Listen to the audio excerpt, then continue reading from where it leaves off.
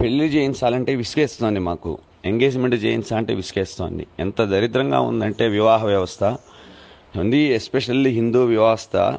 ఈవెంట్లకి ఫోటోగ్రాఫర్లకు ఉన్న విలువ వేద మంత్రం చెప్పే బ్రాహ్మణుడికి లేదు.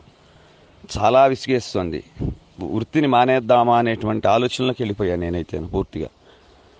అసలు కనీసం వివాహం జరుగుతుంటే కన్యాదానం చేసేటప్పుడు కన్యాదాత, అమ్మాయి ముగ్గురు కూడా శ్రద్ధగా నీళ్ళు తల్లి దారబోస్తుంటే అమ్మాయిని భర్త దారబోయాలి, కన్యా దారబోయాలి. ఎవరిని చూస్తూ ఉండాలి? తమ కుమార్తెను చూస్తూ ఉండాలి. అలాంటిది ఫోటోగ్రాఫర్ని చూస్తూ ఉన్నారు.